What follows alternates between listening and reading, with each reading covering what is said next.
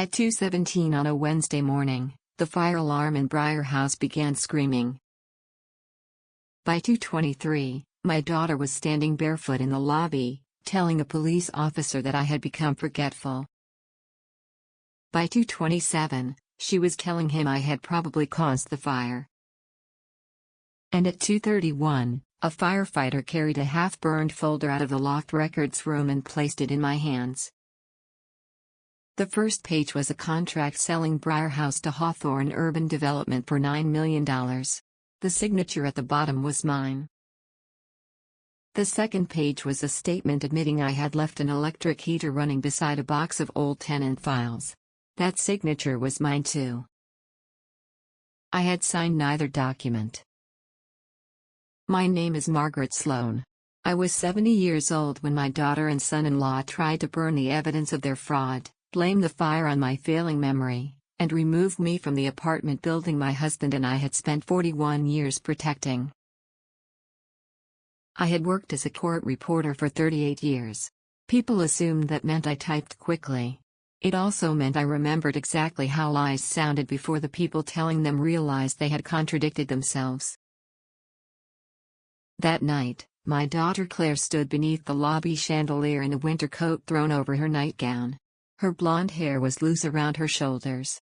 Her face was pale and frightened. The fear was real. It simply was not fear for me. "Mom," she said, moving toward the folder, "you should give that to the fire department." I held it against my chest. They gave it to me. "You're confused." I'm standing in a lobby at 2:30 in the morning while smoke comes out of my records room. Confusion would be a reasonable response.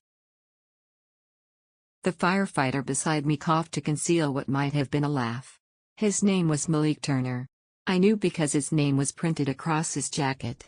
He was young enough to be my grandson and careful enough not to speak before he had decided what every person in the room was trying to make him believe. "Mrs. Sloan," he said, "the folder was inside a metal cabinet near the point of origin. It's evidence now. Please don't remove anything from it." "I won't." Claire looked at Malik. "My mother has been struggling lately. She may not understand what she's holding."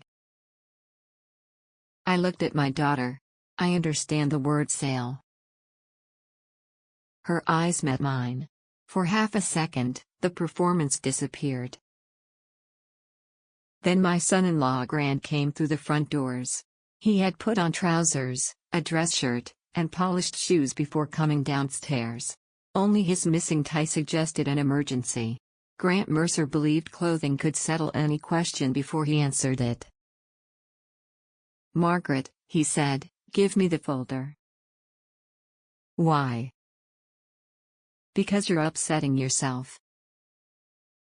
The fire upset me. The forged contract is simply keeping me interested. 3 tenants were standing close enough to hear. Alma Ruiz, from apartment 2B, tightened the belt of her robe. She was 76 and carried a wooden spoon because she had mistaken the fire alarm for someone trying to break into her kitchen. Mr. Feld from 4A wore a wool overcoat over striped pajamas and held a portable oxygen tank like a briefcase. The Cho twins from 3C stood together beneath one blanket, although both women were 64 and had spent their entire adult lives insisting they were not identical. Grant lowered his voice. "This isn't the place. The sale contract is for this place." Claire stepped between us. "Mom, you left the heater on again." Again. That word was not an accident. I looked at Malik. Was there a heater? He glanced toward the hallway leading to the records room. "We found one near the damaged cabinet." Claire closed her eyes as though the information wounded her. "I told you not to use it." "I don't own an electric heater." Grant sighed. "Margaret." "Grant. You bought one last winter." "I bought a humidifier." "You see?" Claire whispered to Malik. She mixes things up.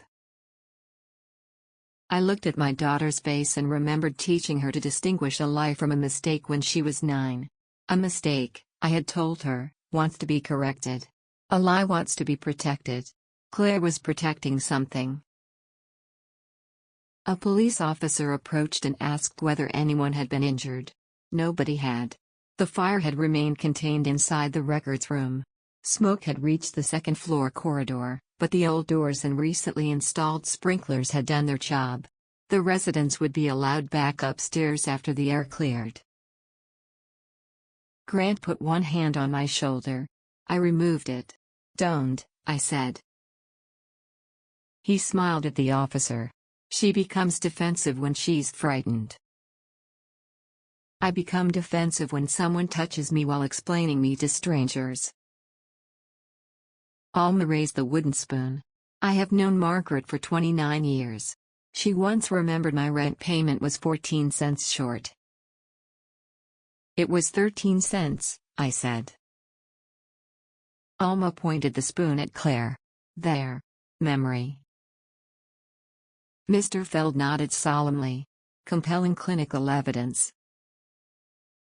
Grant's jaw tightened. Malik asked me to step aside. We moved near the old brass mailboxes, far enough that Claire and Grant could not hear without making it obvious they were trying. He spoke quietly. "Mrs. Sloan, the heater had no dust on it." I waited. "The room has a lot of dust. The cabinet, shelves, boxes, floor. But the heater was clean." "Meaning it was placed there recently." "That's something the investigator will examine." "Was it plugged in?" "Yes." "The outlet in that room hasn't worked since April." His eyes sharpened. "Are you sure?" "I wrote the repair request myself. Our electrician was waiting for a replacement breaker." Malik glanced at the hallway again. The heater was connected through an extension cord running beneath the door to the utility closet. The utility closet was locked. Only 3 people had keys. I had one. Our superintendent Jonah Bell had one. Grant had demanded the third after Claire and he moved into the building 6 months earlier. Malik continued. "The fire investigator will contact you. Don't confront anyone. Don't throw anything away. And if you feel unsafe tonight, stay with someone else." "Do I look unsafe?" He looked past me at my daughter. "You look surrounded." That was not the same thing. Before he returned to his crew, he pointed toward the folder. "There's something else underneath the contract." I waited until Claire turned away. Then I lifted the first 2 damaged pages. A third document had been protected by the metal clip. It was an emergency petition requesting temporary guardianship over me. The petitioner was Claire Sloan Mercer. The supporting witness was Grant Mercer. The petition claimed I had forgotten rent payments, threatened tenants, wandered the building at night, mismanaged repairs, and caused a fire through reckless confusion. At the bottom was a hearing date. Friday morning. Less than 55 hours away. Claire had filed the petition before the fire happened. The statement describing the fire had been prepared in advance. I looked up. My daughter was watching me from across the lobby. Her expression was no longer frightened. It was waiting. I closed the folder. Then I smiled at her. A small, tired smile. The sort of smile an old woman gives when she has finally accepted that everyone else knows what is best. Claire relaxed. That was the first useful thing she did for me that night. Briar House stood on the corner of Briar Avenue and Westmore Street, 6 stories of red brick, arched windows, iron balconies, and plumbing that believed every winter was a personal insult. My late husband Thomas and I bought it in 1984. I had 24 apartments, 1 unreliable elevator, and a lobby floor made of green marble that became dangerously beautiful whenever it rained. We were 30 years old, deeply in debt, and confident for reasons that did not survive our first boiler repair. Thomas taught high school history. I worked at the county courthouse. We lived in the smallest apartment and spent our evenings replacing plaster, refinishing doors, and arguing about whether exposed brick was charming or evidence that we had run out of money. Over 4 decades, Briar House became more than property. Children grew up there. Marriages began and ended there. People arrived as tenants and remained long enough to become the people who watered your plants, kept your emergency keys, and knew exactly which stair squeaked outside your bedroom. Thomas died 5 years before the fire. Afterward, Claire began asking when I planned to sell.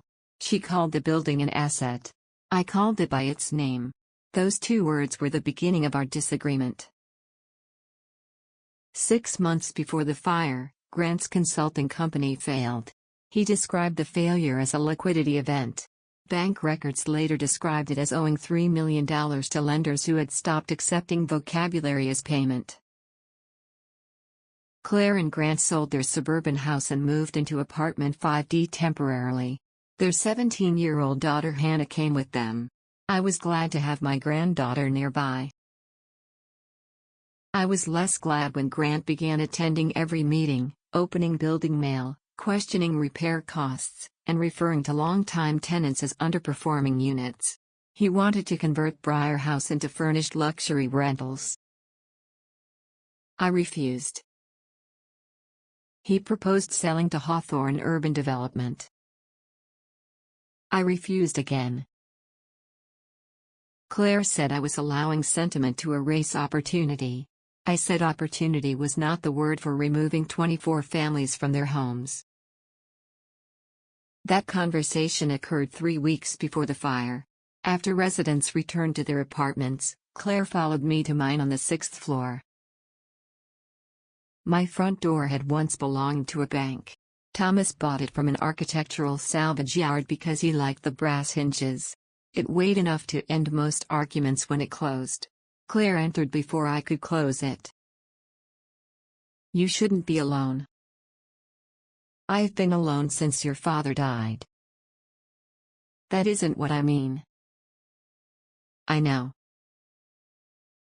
Grant came in behind her carrying the burned folder inside an evidence bag. The officer said this must remain available. Then leave it. He placed it on my dining table. Claire went to the kitchen and filled the kettle. I'm making tea. I don't want tea. She stopped. It was a small thing. Perhaps nothing. But in that moment I thought of the prepared guardianship petition, the clean heater, and the extension cord running from a locked utility closet. You always drink tea after a shock, she said. Tonight I am changing traditions. Grant opened a cabinet without asking. Where do you keep the whiskey? Behind the tea you are not making. He poured himself 2 fingers. Claire sat across from me. Mom, we need to discuss Friday. The guardianship hearing? She glanced at Grant. You saw it. It was difficult to miss beneath my confession to a fire that had not happened when the document was written. Grant lowered his glass. The statement was drafted after several dangerous incidents. It specifically mentions tonight's fire. Legal templates include anticipated language. Your lawyer anticipated an electric heater? Claire reached for my hand. I moved it. We filed because we're worried, she said. Before or after you prepared to sell my building? This isn't about the sale. Then remove the sale contract. The offer expires Monday, Grant said. Good. His voice tightened. Hawthorne is paying far above current income value. Because the land is worth more empty than the building is worth occupied. That is how development works. And eviction is how emptiness works. Claire pressed her fingers against her forehead. This is exactly what I mean. You can't separate business decisions from personal attachment anymore. I have always considered people personal. You missed 2 insurance payments. Grant moved the notices to his office. You forgot a tenant's name. I called Mr. Mr. Fields. He survived. You were found in the basement at 3 in the morning. A pipe burst. You threatened Jonah. I threatened to make him replace the lobby light himself if he ordered the wrong fixture again. Grant said, "You see how you explain everything? Most events improve when explained." Claire stood. The court will appoint someone temporarily. We'll stabilize the building, complete the sale, and move you somewhere safer. There it was. Not concern. A schedule. Where? I asked.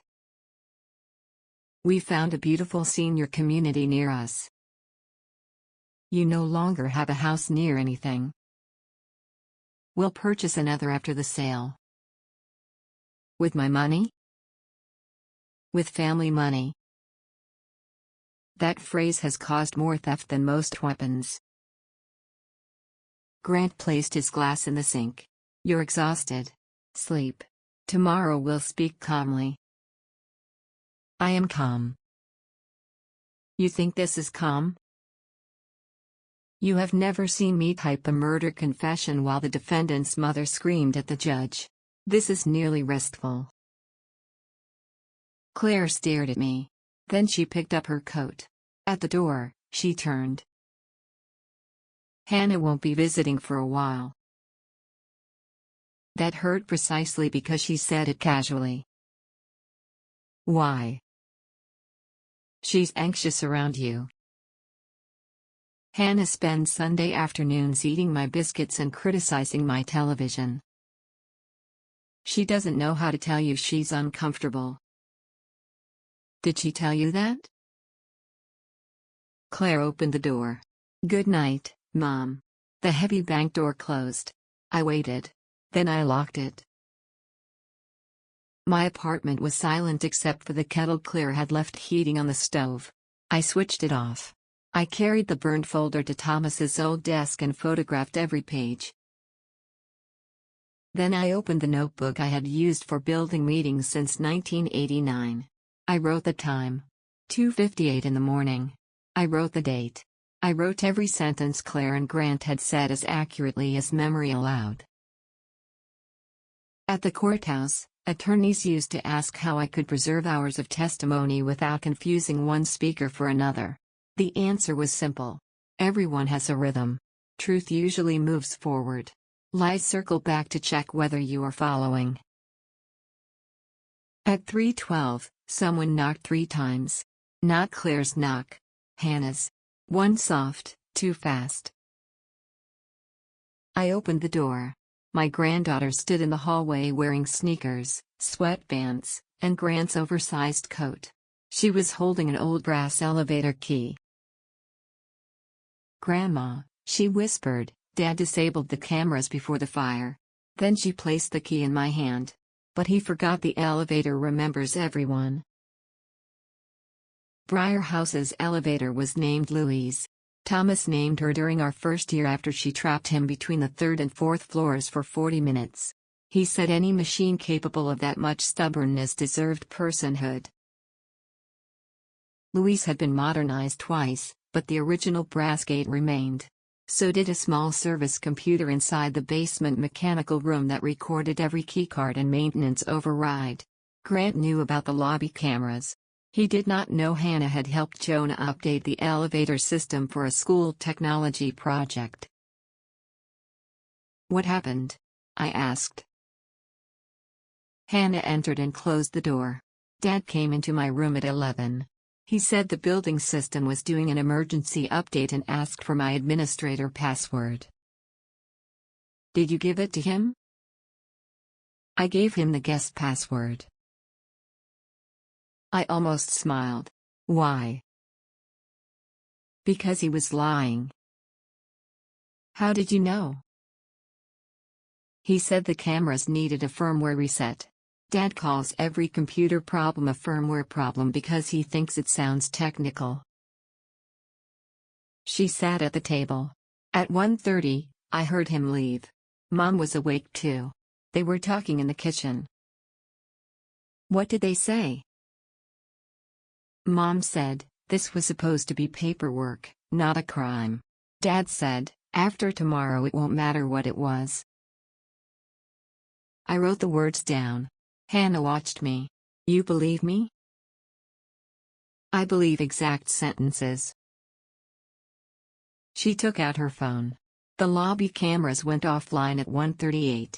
The elevator override was used at 1:41. Dad's keycard.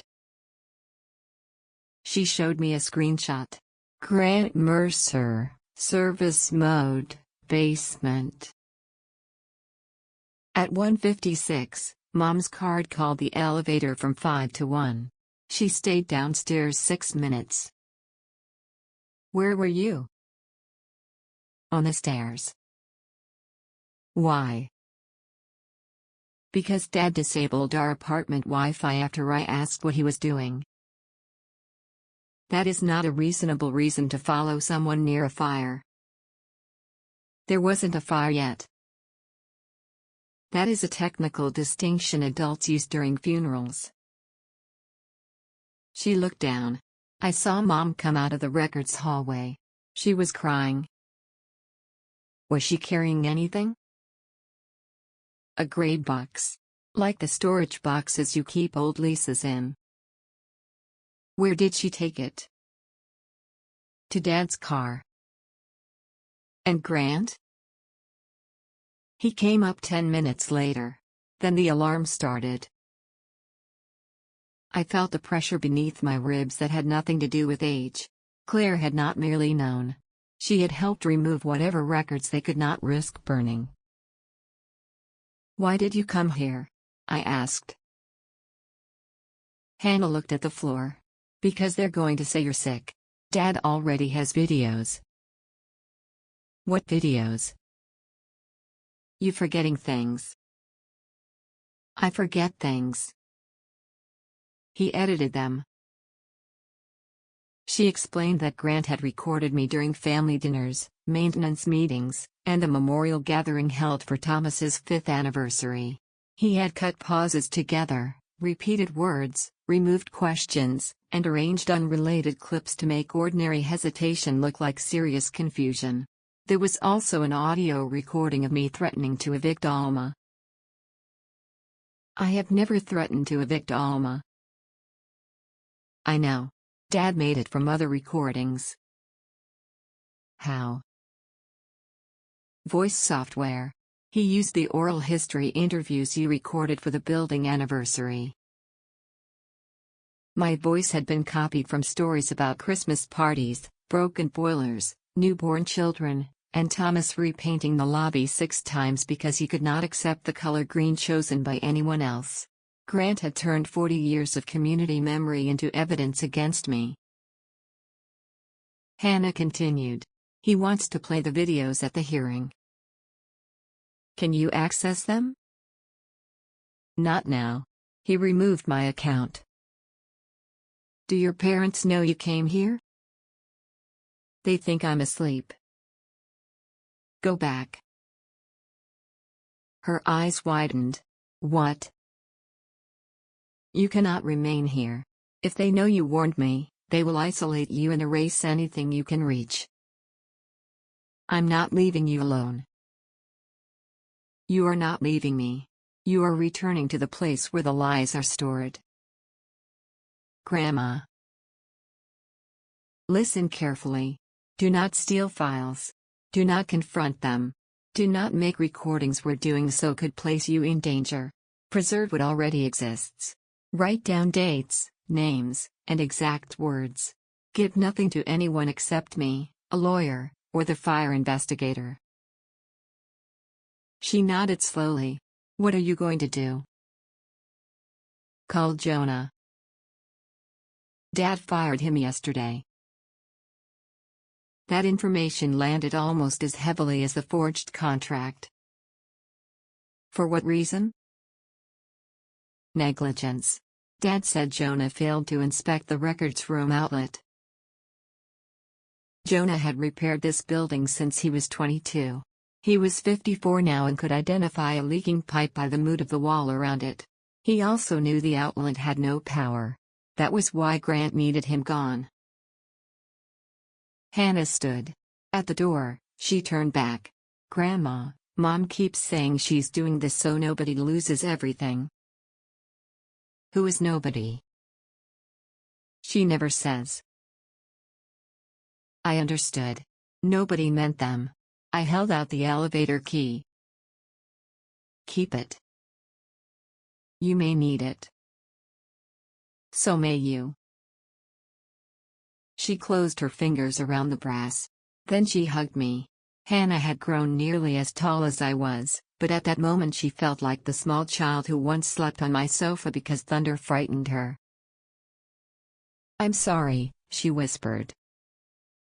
You did not start this. I should have told you earlier. Earlier is a place everyone discovers after the damage. She left. I waited 5 minutes before calling Jonah. He answered on the second ring. Mrs. Sloan? Where are you? My sister's apartment. Did Grant fire you? He said you authorized it. I did not. There was a long silence. Then Jonah said, the records room fire wasn't electrical. How do you know? That outlet is dead. I pulled the breaker in April. Grant asked me last week whether the utility closet had a separate circuit. What did you tell him? I told him yes. Anything else? He asked whether smoke would reach the apartments before sprinklers activated. I closed my eyes. Why didn't you tell me? I thought he was asking about code compliance. Then yesterday he told me you wanted me gone. I should have called. Earlier, I said, is crowded tonight. Jonah had something else. 2 weeks earlier, Grant ordered him to dispose of the old intercom server because the building had moved to a newer system. Jonah did not throw away machines that still contained useful parts. He took it to his workshop. The server stored entry logs, office calls, maintenance alerts, and short audio buffers from the lobby intercom. Does it record the records hallway? I asked. No. But the utility closet door has a contact sensor. And the loading entrance intercom may have captured anyone carrying boxes out. Can you preserve everything? Already started. Do not bring it here. I wasn't planning to. Good. Mrs. Sloan? Yes? Are you all right? I looked at Thomas's photograph on my desk. He was laughing because Alma had thrown cake at him during our 25th anniversary party. No, I said. But I am accurate. Jonah understood that was enough for the moment. At 8 the next morning, Claire arrived with a neurologist. Dr. Peter Vane wore a camel-colored coat and the expression of a man who had accepted payment before hearing the question. Grant carried a clipboard. We arranged an evaluation, Claire said. For whom? Mom. I know whom you brought him to evaluate. I am asking whose benefit the evaluation serves. Dr. Vane smiled. Mrs. Sloan, I'm only here to have a conversation. Are you my physician? No. Did I request an appointment? Your family expressed concern. My family also expressed interest in $9 million. Grant set the clipboard on my table. Refusing will be included in the court record. Then let the record show I refused an unrequested examination arranged by parties seeking control of my property. Dr. Vane shifted. Claire looked at him. She wasn't like this before. I was exactly like this before. You simply required less opposition. Dr. Vane asked whether he could speak to me privately. That surprised Grant. There's no need. There is if you want a medical opinion, the doctor said. Grant hesitated.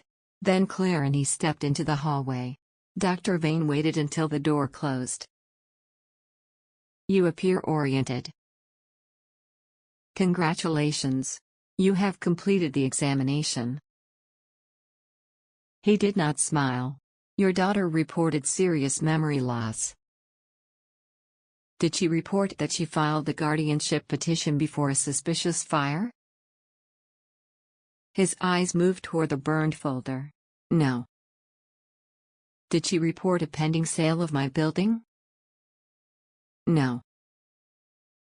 Did Grant tell you they prepared videos? He said the family had documented episodes. Did he pay you? My fee is for professional time. That was not the question. He looked at me carefully. I have not been paid yet. Then you still have the option of remaining inexpensive. I showed him the guardianship page describing the fire in advance. Dr. Vane read it twice. When was this printed? The footer says Monday. The fire was Wednesday. Your orientation is excellent. He removed his glasses. I will not evaluate you without reviewing independent records. Write that. I beg your pardon? Write that you declined to offer an opinion because the referring family concealed material facts and because I demonstrated no immediate evidence of incapacity. I can document the circumstances. Do so before you leave the building. He studied me. You really were a court reporter. 38 years. That explains the questions. No. The questions explain the career. Dr. Vane wrote a brief note on his letterhead. He signed it, photographed it, and gave me the original. When Claire and Grant returned, he informed them that a full independent evaluation would be necessary. Grant's face hardened. We brought you here for an assessment. And I assessed that I lack sufficient information. That isn't useful. Medicine occasionally has that advantage. Dr. Vane left. Claire shut the door behind him. What did you say? I introduced facts. You manipulated him. By answering questions? Grant opened the burned folder. This changes nothing. The court will see the videos, tenant complaints, financial irregularities, and fire report. Which tenant complaints? Several. Names? Confidential. Then they are not complaints. They are atmosphere. Claire slammed one hand on the table. Stop treating this like a transcript. The sound startled both of us. She had never struck a table in front of me. This is my life, she said. No. It is mine. Grant's company is gone. Our house is gone. We have debts you don't understand. Hannah's tuition is due. We have nothing while you sit on a building worth millions and collect rents that barely cover repairs. At last, nobody had spoken plainly. "How much do you owe?" I asked. Claire looked at Grant. He answered. $3.4 million. To whom? Lenders. Banks? Some. And the rest? He said nothing. Claire's voice softened. The sale fixes everything. For you. For the family. Again, that word. She began crying. Claire's tears were not staged. I knew my daughter's real crying. She wiped her nose with the heel of her hand the same way she had since childhood. "I'm scared," she said. "Then tell the truth." Grant stepped toward her. "We are telling the truth." Claire looked at him. For 1 second, something passed between them. Fear moved from her face to his. Then she turned back to me. "Friday, the court will appoint me. After the sale, we can all start over. There is no we inside a forged signature." They left. At 10:30, a city inspector arrived. He posted a notice declaring portions of Briar House unsafe because of electrical violations, missing fire records, structural concerns, and improper tenant documentation. The notice required residents to vacate within 72 hours unless the owner produced current certificates. Most of those certificates had been stored in the records room. The rest were inside the gray box Claire carried to Grant's car. The fire was not only meant to create evidence of my confusion. It was meant to empty the building. Hawthorne Urban was buying land, not tenants. The city notice accomplished what ordinary eviction proceedings could not. Alma read it in the lobby. Then she hit it with her wooden spoon. "I have lived here since Ronald Reagan was president." "The notice is laminated," Mr. Feld observed. "Your spoon is ineffective." "It is symbolic." "Then strike harder." Within an hour, the lobby filled with frightened residents. Parents asked where their children would sleep. Older tenants asked whether transportation would be provided. One young couple had a newborn and nowhere nearby to go. Grant entered through the front doors carrying packets. Hawthorne Urban had prepared temporary relocation offers. Any tenant who signed would receive 1 month in a hotel and $3,000. In exchange, they released all claims and agreed not to return. "You had these printed quickly," I said. Grant smiled. "We anticipated the city might act." "You anticipated many details before the fire." He raised his voice so everyone could hear. "Margaret is understandably emotional. Claire and I are working to protect residents from the consequences of years of neglected maintenance." A young tenant named Evan asked, "Didn't you take over management 6 months ago?" Grant ignored him. Claire entered beside a representative from Hawthorne Urban named Victor Dane. Victor wore a charcoal coat, no expression, and shoes polished well enough to reflect our emergency exit sign. "We want to help," he announced. Alma raised her spoon. "Leave." "Mrs. Ruiz." "I have another spoon upstairs." Victor retreated half a step. I asked Claire whether she had removed a gray file box from the records room. She stared at me. "What box?" "The elevator remembers." The color left her face. Grant intervened. "Margaret is imagining surveillance. Briar House has had keycard logs since 2018. Victor looked at him. "You said the system was destroyed." The lobby fell silent. Grant turned slowly toward Victor. Victor realized what he had said. I smiled. "Truth usually moves forward," I said. Lies circle back. Grant took Victor by the elbow and guided him outside. Claire followed. I stood before the tenants. 24 apartments waited for an answer I did not yet have. Do not sign the relocation agreement, I said. A woman from 1C asked, can you stop them? I thought about the fire, the hearing, the forged sale, and the gray box in Grant's car. I don't know yet. Alma stood beside me. That is the first honest sentence anyone has said in this lobby today. My lawyer was named Ruth Kaplan. She was 73, wore square red glasses, and had represented tenants, landlords, neighborhood associations, and one stubborn parrot whose ownership became relevant during a divorce. Thomas and I met her in 1991 after the city attempted to find Briar House for a fire escape that belonged to the building next door. Ruth arrived that afternoon carrying 2 canvas bags and a sandwich. I came directly from court, she said. The sandwich is not evidence.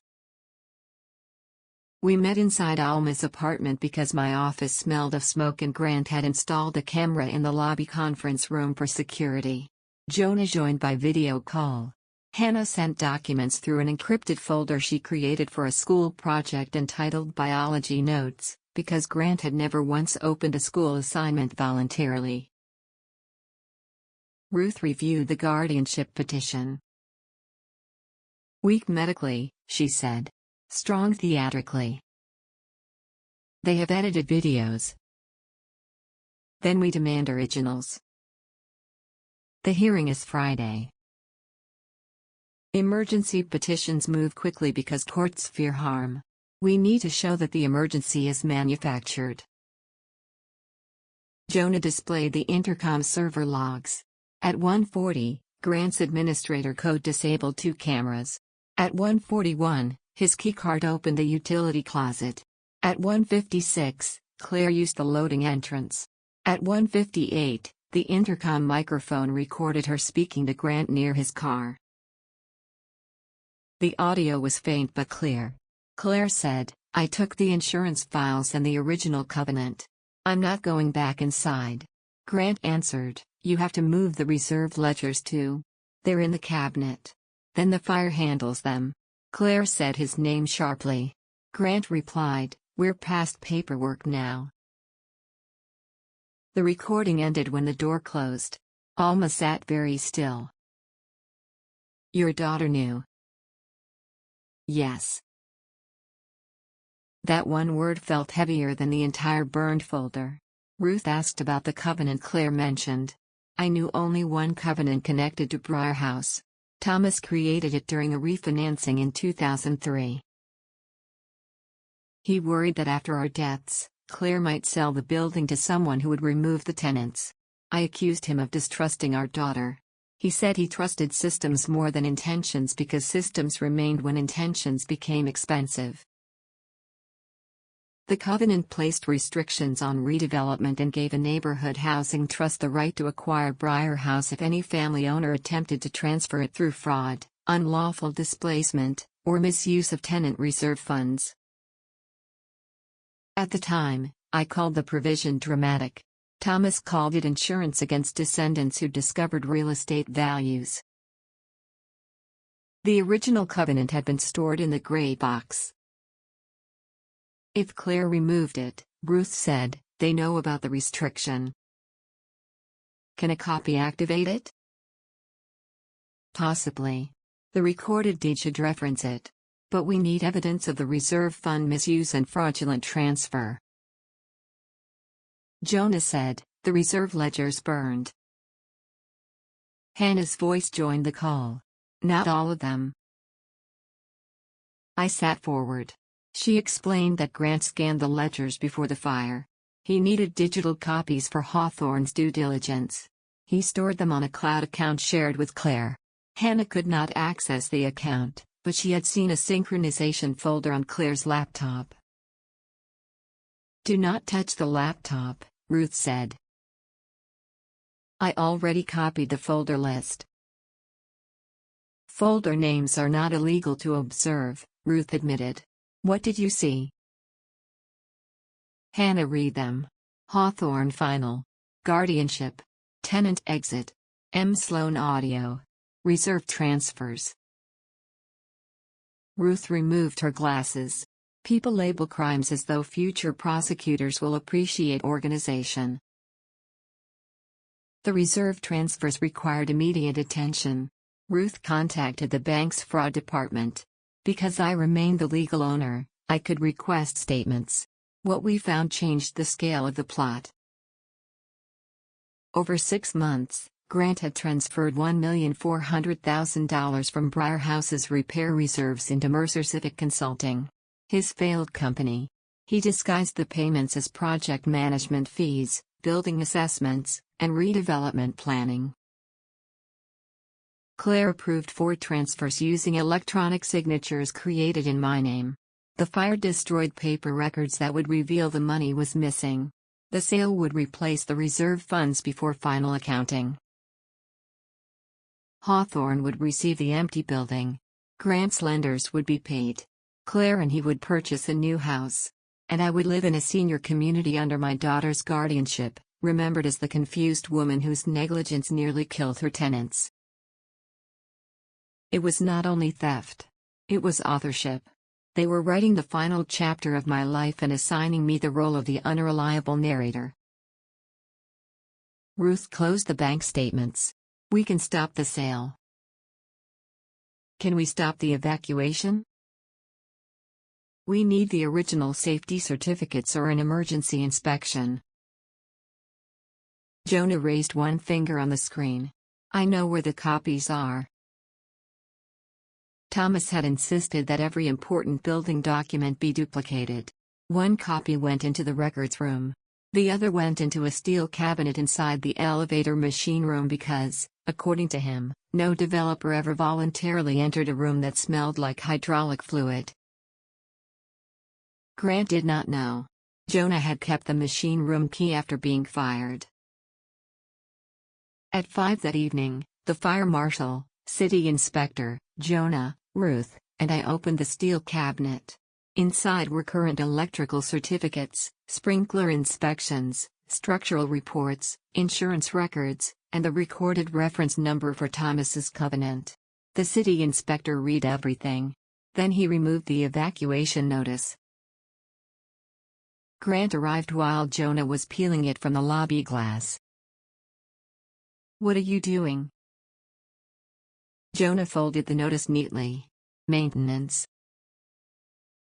The inspector informed Grant that the building could remain occupied. Grant demanded a private conversation. The inspector declined. Victor Dane from Hawthorne called Grant before he reached the elevators. I could not hear Victor's words. I heard Grant say, "She found the duplicates." Then, "No, the hearing is still happening." Then, "Once Claire controls the building, none of this matters." The elevator doors opened. I stood inside. Grant stopped.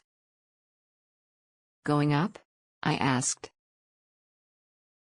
He stepped in. Louise began her slow ascent. We stood side by side beneath a light that flickered whenever the elevator passed the 3rd floor.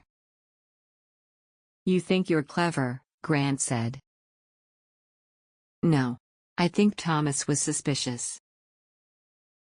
"The court will see the videos tomorrow. And the fire investigator will see your keycard logs." His face remained still. "You don't know what happened. You entered the utility closet at 141. Claire removed files at 156. The cameras were disabled at 140. You told her the fire would handle the reserve ledgers." The flickering light made his expression appear to change when it did not. "Hannah," he said. "Do not involve her. She already involved herself." I pressed the emergency stop button. Louise shuddered and halted between floors. Grant grabbed the rail. "What are you doing?" "Creating privacy." "Start the elevator." You used my granddaughter to fabricate evidence against me? She helped with editing. Did she know what it was for? She knew we were documenting your decline. That was not my question. He looked at the ceiling. Hannah thinks she understands adult consequences. She understands enough to recognize a lie. If this sale fails, Claire and I are ruined. You were ruined before you set fire to my records. I did not set the fire. His answer came too quickly. Who did? The heater malfunctioned. The outlet was dead. Then someone used an extension cord. You entered the utility closet. He stepped closer. Start the elevator, Margaret. Did Claire know there would be a real fire? His eyes moved away. There was the answer. She knew they would destroy records. She did not know Grant intended to risk the building. That did not make her innocent. It made their betrayals different sizes. I released the emergency stop. Louise groaned back to life.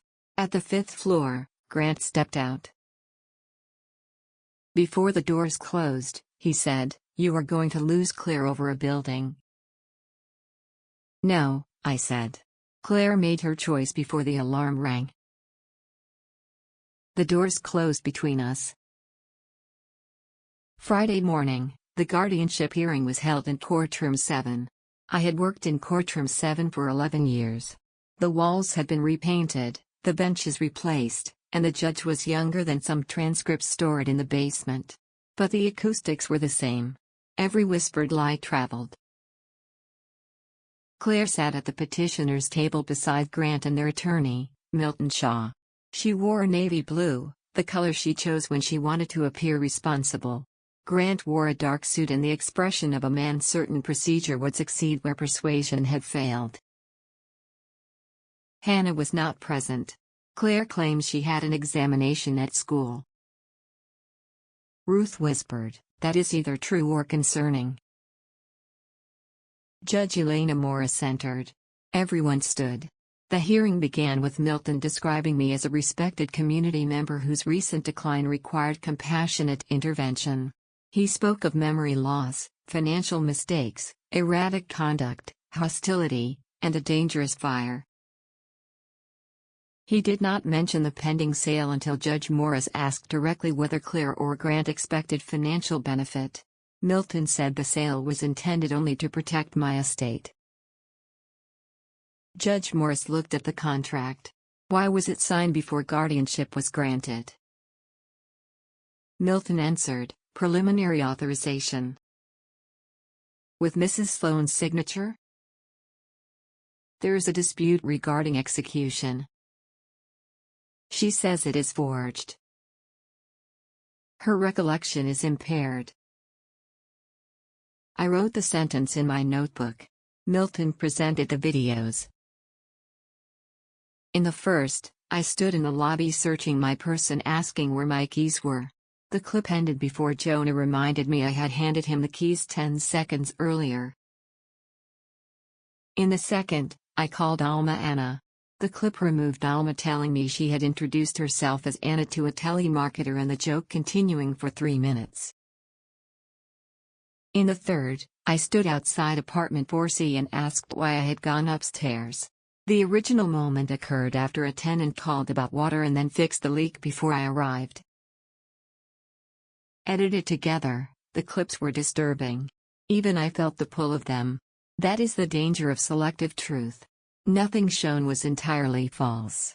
It was simply arranged to create a person who did not exist. Then they played the audio of me threatening Alma. My voice said, "If you keep causing trouble, I will remove you from Briar House myself." Alma rose from the back bench. That woman would need help carrying me. Judge Morris warned her to remain quiet. Alma sat down. "Physically impossible," she whispered. Milton called Claire. My daughter testified that I had become suspicious, angry, forgetful, and unsafe. She cried when describing the fire. I smelled smoke, she said. I found Mom standing near the records hallway. She seemed confused. She kept asking where Dad was, even though he has been dead 5 years. That had never happened. I looked at Claire. She did not look back. Ruth wrote one line on her pad and slid it toward me. Let her finish building the wall. Claire continued. She said I refused medical care, mishandled rent, threatened tenants, and became obsessed with the idea that Grant wanted the building. Does he? Judge Morris asked. Claire hesitated. He wants what is best for all of us. That was not my question. The judge's tone sounded familiar. I liked her slightly. Claire admitted Grant supported the sale. Then Milton called Grant. He testified that his management role revealed years of neglected maintenance and disorganized finances. He denied transferring reserves improperly. He denied entering the utility closet for any reason connected to the fire. He denied disabling cameras. He denied creating false audio. He denied telling Claire the fire would handle the ledgers. Each denial was clean, complete, and confident. He had decided there was no evidence. Ruth began cross-examination. Mr. Mercer, did your company receive payments from Briar House? For legitimate management services. How much? I don't recall. Approximately $1.4 million? Milton objected. Ruth handed bank statements to the judge. Grant said the amounts represented approved redevelopment work. Approved by whom? Margaret. Did she sign the approvals? Electronically. Using an account created from your office computer? He paused. The system is shared. Did Mrs. Sloan know her electronic signature was being used? Yes. Ruth displayed an email Grant sent Claire. Setting up Margaret's signature today. Don't mention IT until after transfer.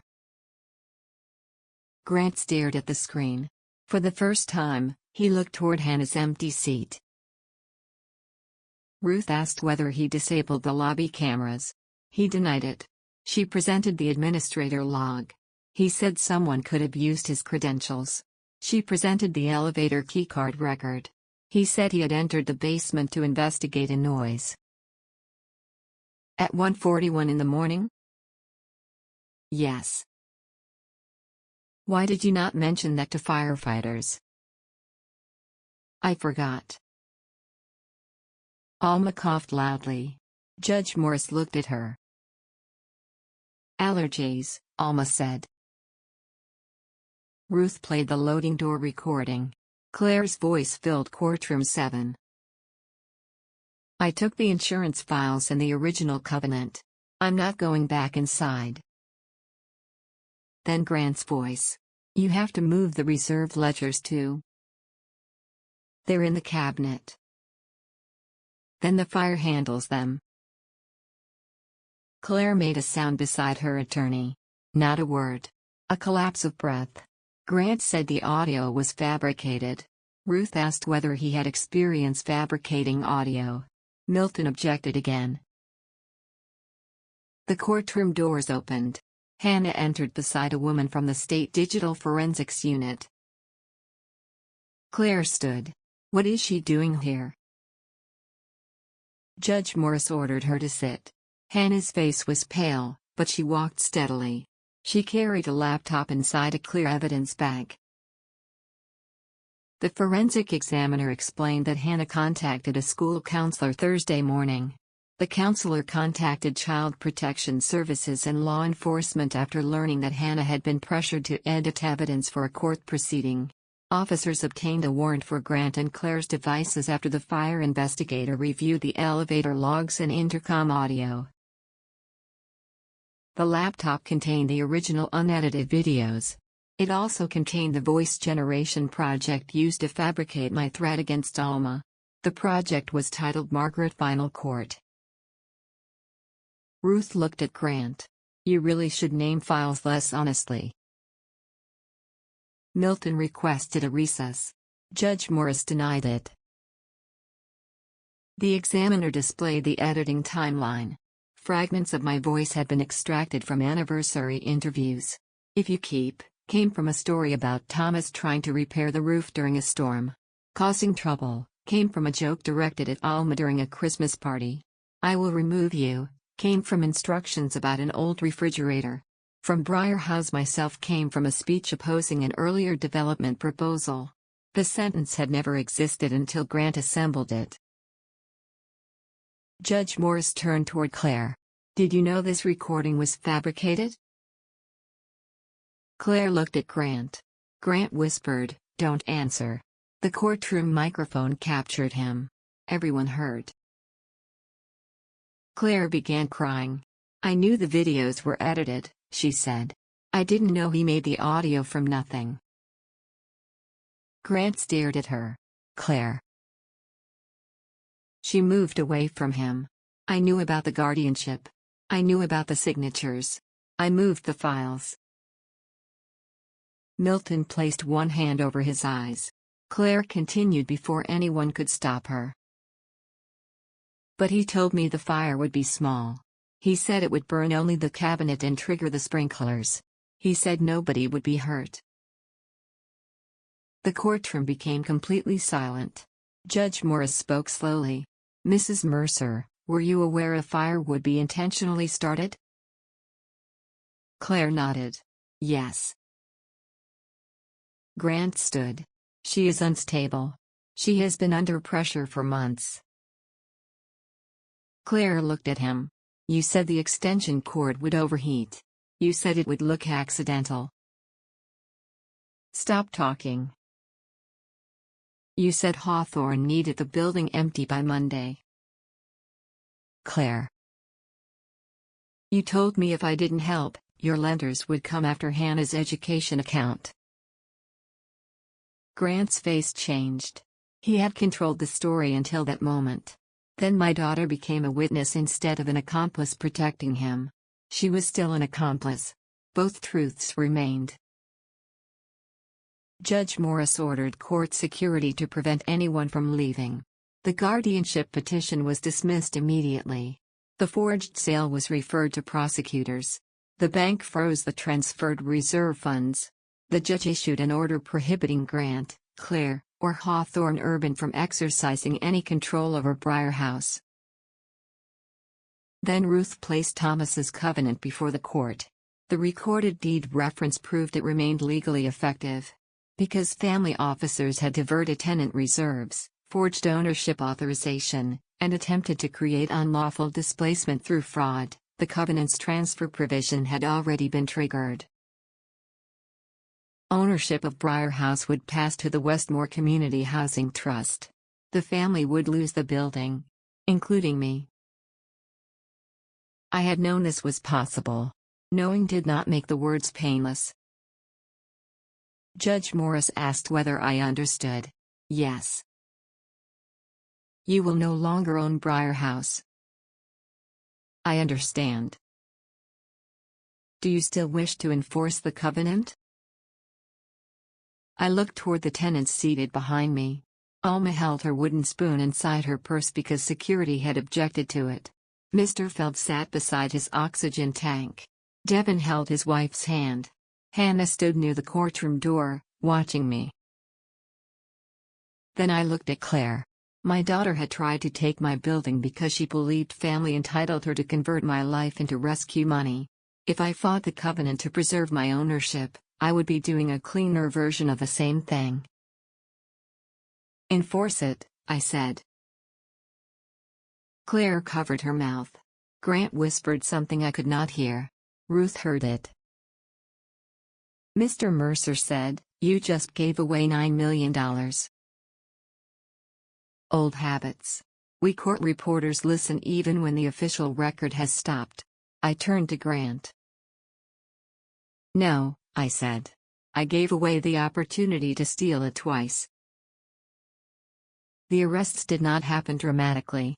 No one was dragged through the courtroom. Grant was escorted to an interview room. Claire went separately. Victor Dane and 2 Hawthorne executives were questioned that afternoon.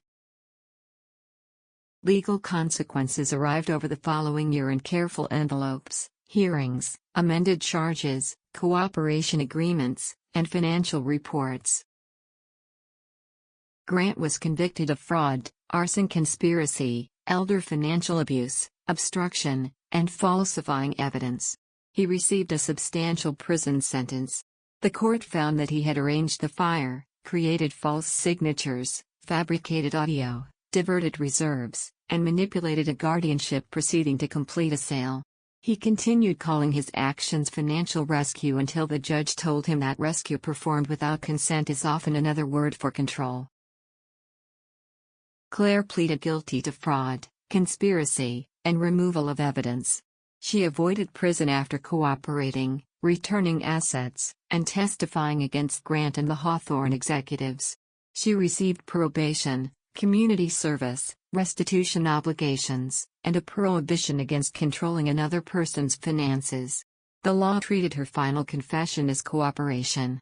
It did not treat it as innocence. Hawthorne Urban withdrew from the purchase and later paid a civil settlement to the housing trust and displaced residents who had already spent money preparing to leave. Victor Dane claimed he believed all documents were legitimate. The recorded sentence, "You said the system was destroyed," damaged that position. Milton Shaw, the attorney who filed the guardianship petition, faced disciplinary proceedings after investigators discovered he had received the fire statement before the fire occurred. He described it as an unfortunate drafting sequence. Ruth described that phrase as a confession wearing cufflinks. Most of the missing reserve money was recovered from frozen accounts, Grant's remaining investments, and the sale of property held by Mercer Civic Consulting. The rest was covered through insurance and the Hawthorne settlement. Briar House transferred to the Westmore Community Housing Trust 6 months after the hearing. The new board included tenants, neighborhood representatives, a housing attorney, an accountant, and 1 maintenance employee. Jonah was elected to the maintenance seat unanimously. He objected that elections should involve alternatives. Alma said the alternative was allowing him to leave, which nobody accepted. Ruth joined as legal advisor. She insisted the role was temporary and remained for 4 years. Hannah became the youth representative when she turned 18. I received no permanent board position. Thomas had designed that part intentionally. His covenant said no Sloan family member could control the trust during the first 10 years. I had called the restriction insulting when he wrote it. After the hearing, I visited his grave. "You were unbearable," I told him. The cemetery remained neutral. I moved from the 6th-floor owner's apartment to a smaller unit on the 3rd floor. The owner's apartment became 2 affordable units after the board voted to divide it. I hated the decision for 11 days. Then a nurse and her 6-year-old daughter moved into one side. The child discovered the old brass bank door and announced that she lived in a castle. My hatred became too embarrassing to maintain. Alma helped me move. By helped, I mean she labeled boxes and criticized everyone carrying them. Mr. Feld supervised from a chair. The Cho twins wrapped every glass twice and then argued over which sister had wrapped each one. Jonah carried Thomas's desk downstairs by removing a window because it would not fit through the hall. "You could have measured," I told him. I did. "Then why is it outside?" Measurement confirmed the problem. Briar House slowly returned to ordinary difficulty. The boiler failed in January. A pipe burst in 4C. Someone stole packages from the lobby and was identified because Louise recorded him pressing every elevator button with his elbow. The green marble remained dangerous in rain. Ordinary problems felt almost merciful.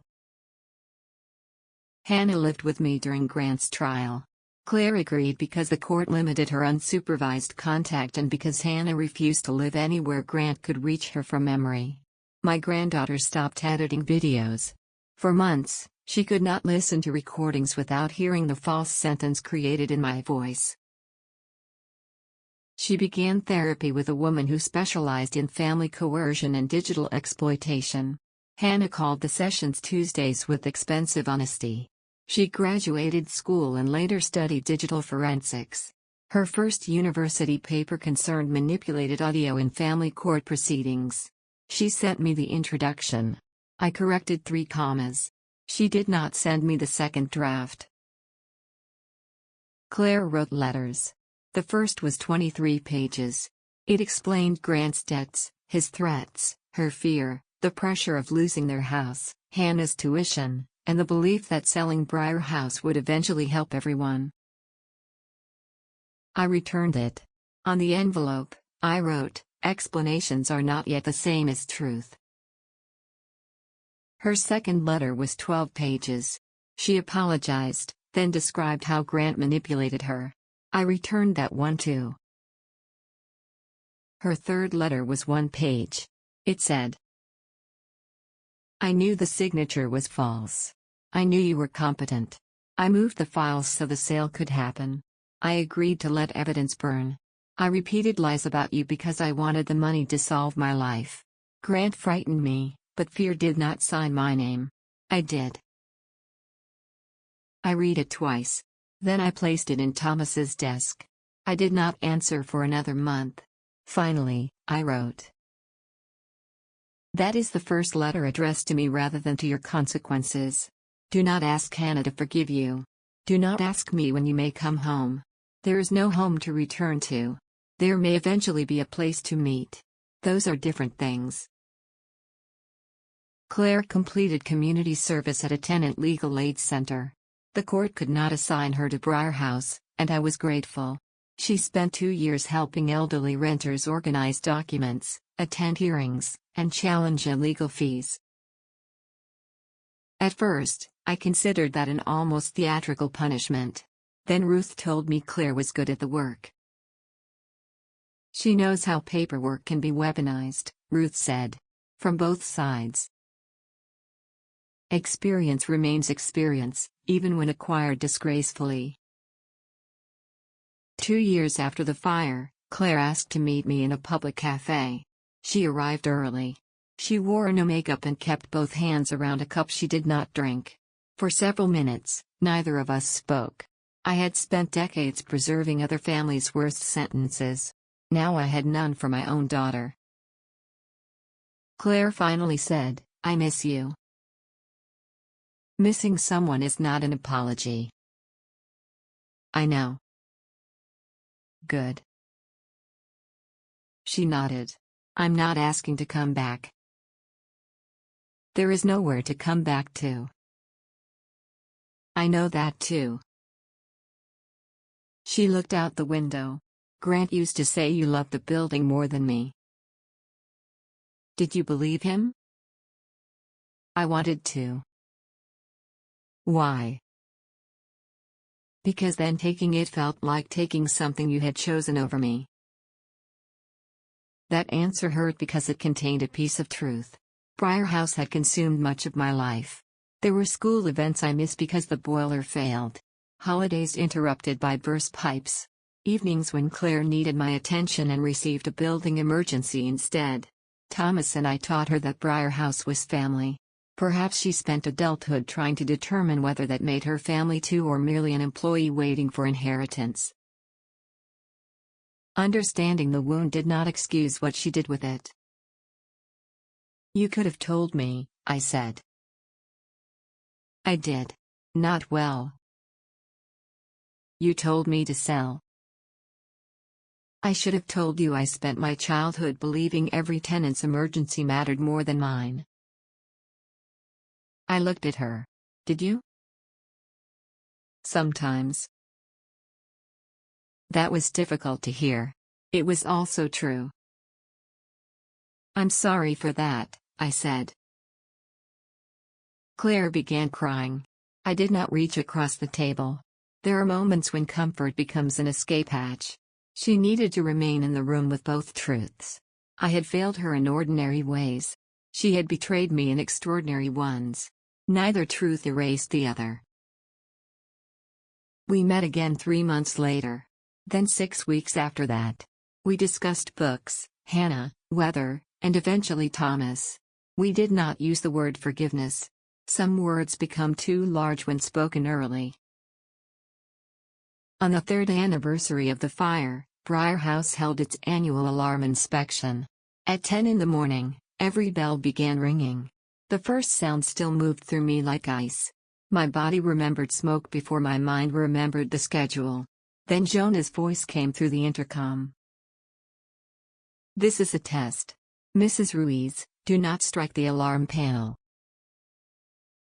Alma's voice answered from somewhere below. Then stop giving it reasons. Residents gathered outside while firefighters inspected each floor. Children treated the event like a parade. Mr. Feld complained that the new alarm was louder than medically necessary. The Cho twins disagreed over which one had remembered to bring the apartment keys. Claire stood across the street. She had come to meet Hannah for lunch. Her probation allowed a visit, but she still did not enter Briar House without invitation. That boundary was hers to observe, not mine to repeatedly enforce. When the inspection ended, Hannah walked over to her. They spoke quietly. Then Hannah returned to me. Mom asked whether she could help with a community dinner next month. What kind of help? Serving food. Cleaning afterward. No money, no lists, no organizing. Who decided those restrictions? Mom. I looked across the street. Claire waited without approaching. The board decides, I said. You are not on the board. Thank you for reminding me. Hannah smiled. The board approved Claire's request. At the dinner, she arrived through the public entrance, signed the visitor log, tied on an apron, and spent 4 hours serving soup. Alma supervised her. Not so much bread, Alma said. We are a housing trust, not a bakery. Claire adjusted the bread. Yes, ma'am. And call me Alma. I am not forgiving you enough for ma'am. Claire almost laughed. Then she looked at me. I was stacking chairs.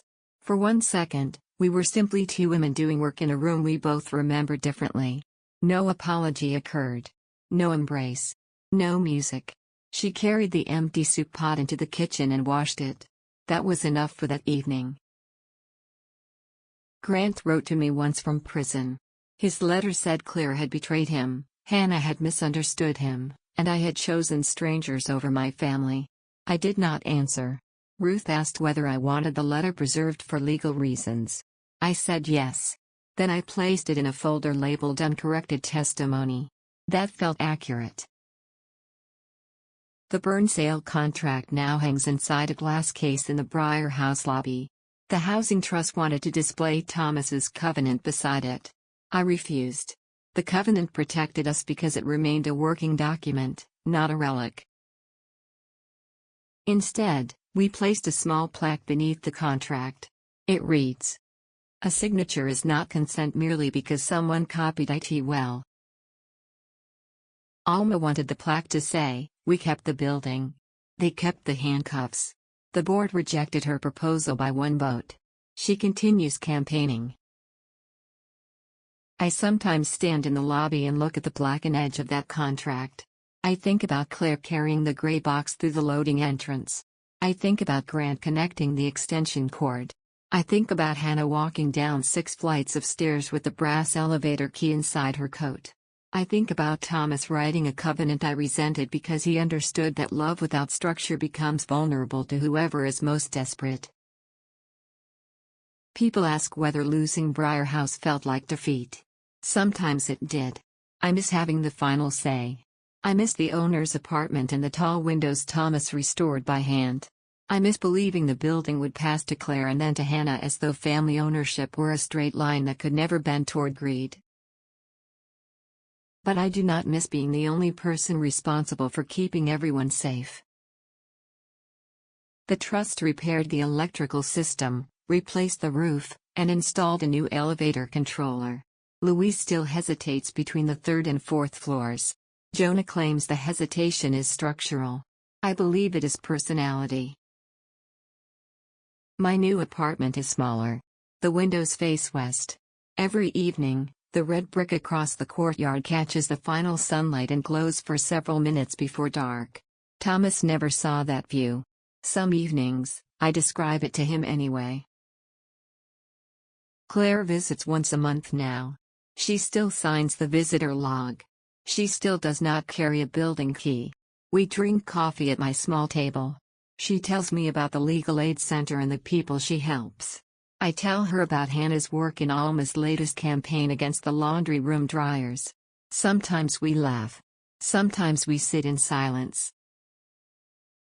Neither of us mistakes contact for restoration. Trust is not rebuilt because the person who broke it becomes tired of waiting. It returns in measurements too small to celebrate. A promise kept. A boundary respected. A question answered without explanation replacing responsibility. A door approached but not entered until someone says come in. On the 5th anniversary of Thomas's death, Claire and I went to the cemetery together. She stood beside his stone and said, "Dad knew what I might become." "No," I said. "He knew what anyone might become when money and fear arrive together." "Do you think he would forgive me?" "Your father forgave quickly." She looked relieved. I continued. "He also changed the locks." Claire laughed through tears. That sounded like Thomas. We left flowers and walked back to the car. She did not ask whether I forgave her. That was one of the reasons I believed she might finally understand what forgiveness was not. It was not acquittal. It was not access. It was not the restoration of a title, a key, or an inheritance. It was the possibility that one day I might remember my daughter without the first image being smoke beneath a records room door. We were not there yet. Possibility was enough. That evening, the fire alarm malfunctioned for 11 seconds. I stood inside my apartment listening to the bell.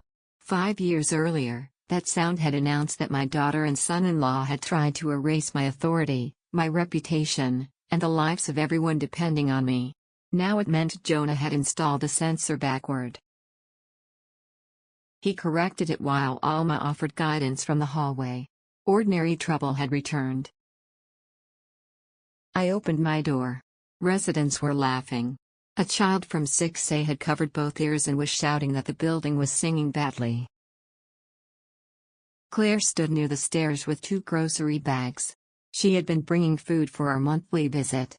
She did not enter. She waited outside my doorway until I looked at her. "Is it safe?" she asked. I looked down the corridor. Jonah was arguing with the alarm panel. Alma was telling him electricity had become arrogant. Hannah was leaning against the wall, laughing. The building was not mine. It belonged to the people who lived inside it, the people who maintained it, and the covenant created by a man who understood that a home survives only when ownership becomes less important than protection.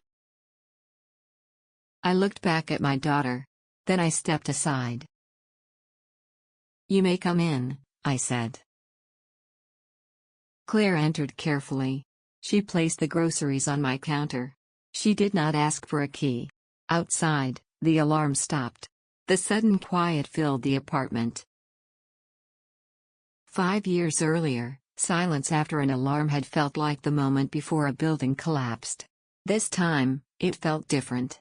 It felt like a room still standing. It felt like a door that remained mine to open. It felt like the truth, not repaired, not forgotten, but finally living somewhere it could no longer be burned.